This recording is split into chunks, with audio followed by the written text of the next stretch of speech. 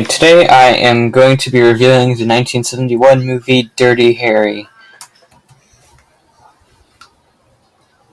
Sorry about that.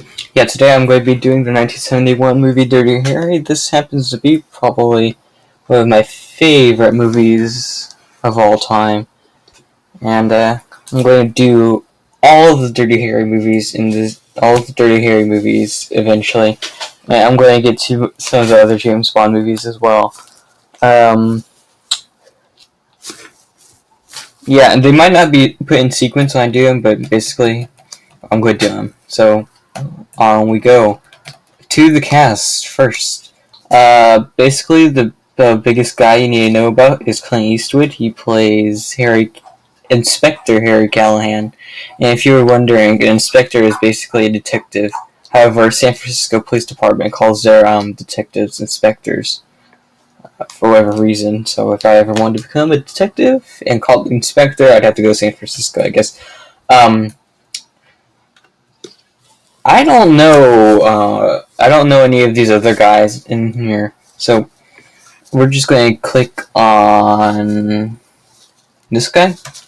He plays the killer in the movie. The main bad guy, I guess you could say.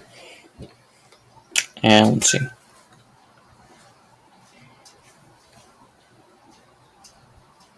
So I guess he's known for being in Hellraiser and Cobra. Never heard of Cobra. I've heard of Cobra, but I've never seen it.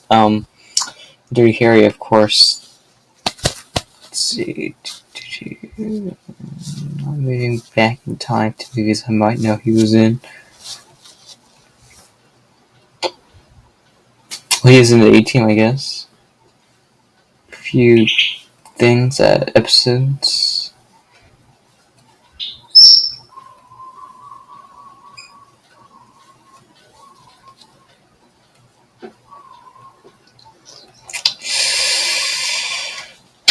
Nothing worth seeing because he is not a very good actor, apparently. Alright, well, he probably is, but he isn't in my book. Okay, so basically we start the movie out where a woman is diving into her pool and she gets shot by a sniper on another building. Her pool's on top of a skyscraper in San Francisco. She gets shot by a sniper on top of another building. Police show up, they do the whole investigation deal, and Harry shows up. Clint Eastwood shows up, and he takes a look into the skyline. He sees that building. They go to that building. They find a shell casing. They try to match the shell casing. They do eventually match the shell casing later on in the movie. Then Dirty Harry is at a diner, and I guess he notices a car's been sitting at a parking spot for quite a bit. So he has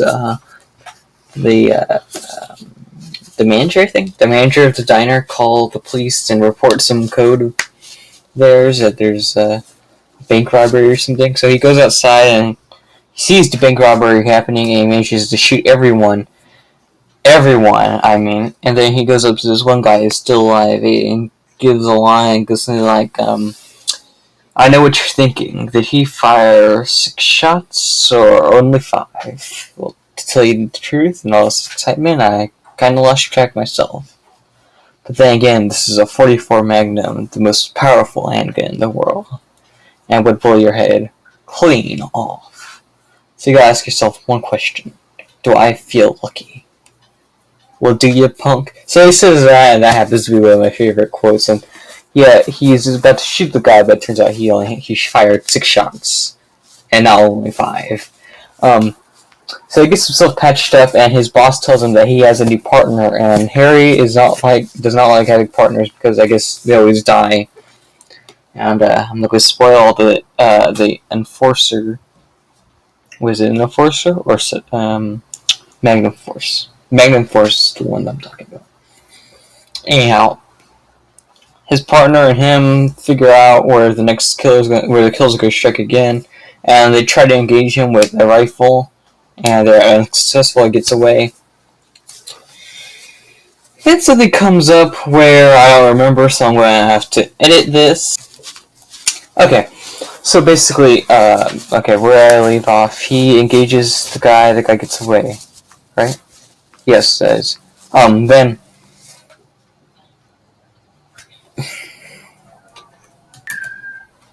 Then the killer, whose name happens to be Scorpio, I do believe, he kidnaps, rapes, and buries a girl alive with an oxygen supply. And he demands a certain amount of money. So the police, in order to save the girl, agree to give him the money. And the Scorpio doesn't tell them where the location is, so he tells Harry through a payphone where he is going to want the money delivered to. His partner follows him using some kind of tracking device, and eventually they reach Scorpio on the top of in some park or something like that. And Scorpio beats up Harry, and he doesn't know Chico, who happens to be Harry's partner, is hiding in the bushes. His partner attempts to shoot Scorpio, but Scorpio shoots him, injures him, but he does not die. Harry manages to stab Scorpio, but Scorpio escapes with the money. Then the doctor who treats Scorpio's leg wound calls to tell him that he treated Scorpio, and they arrive at the doctor's house, and then the doctor's his practice, and then at the that's some football stadium where Harry tortures Scorpio to find the location of the girl. However, they're unable to save her. Scorpio was arrested, but however he gets off because of police brutality and some kind of technicality and the whole deal, and because Harry searched his apartment without a warrant, and that kind of deal. Harry is, he's very mad about this, so he decides he'll follow Scorpio around everywhere he goes. He even follows him to a strip club and other places. So, Scorpio has himself beat up by a guy in order to make it look like Harry beat him up, and this gets Harry suspended. Then Scorpio kidnaps a busload of kids, and a little busload and the bus driver, and he uses them as hostages, and he demands a ransom. They agree to pay a ransom like they did with the girl, and they want to send Harry out, but he refuses. Instead, he goes out. He follows the bus, and then he jumps onto the bus off a bridge, which I thought was pretty cool. And then he manages to cause Scorpio to crash the bus, and they fight in a steel mill or a coal mill or some kind of a mill-ish thing. And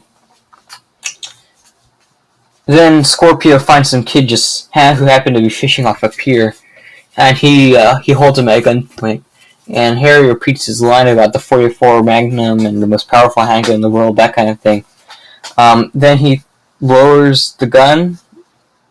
Harry lowers the gun, I think. I don't think. I know. He lowers the gun, which causes Scorpio to drop his guard. Then Harry lifts up his gun again and shoots Scorpio. He then throws his badge into the ocean. It was like a pond, as if he's going to quit. But you'll see what happens when I do the next review of Magnum Force. But basically, that's how the movie ends. I love that. I love Dirty Harry. It's one of my favorite movies, as I stated before, and oh god, it's a must-see movie if you want a throwback to the 70s, and even if you don't want a throwback to the 70s, you should see it, because its action sequences are as good as any action movie today, and it has a very good storyline that wasn't too hard to follow, and it seemed pretty accurate from a police standpoint. I'm not a police officer, so please correct me if I'm wrong. Politely. So I could be wrong, I could be right, I most likely am wrong. But it seemed very accurate to me, and I think you'll love it. So you should see the 1971 movie, Dirty Harry. I hope you have enjoyed this movie review. Please leave a like and a comment, and in the comments section, please tell me what movie I should do next, and if you have not already, subscribe. Oh yes, I'm using a new screen recorder. I'm using Media Core Capture instead of what I used before. Hold on. Oh yes, I used a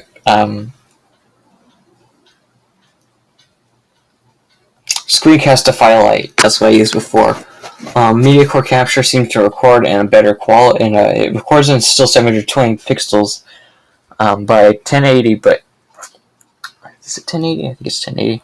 But it seems to get better frame rate, so I think I like this one better. I just have to be a little more careful because if you hadn't noticed, I have my menu bar hidden. I normally don't do that when I'm just using my computer for normal stuff.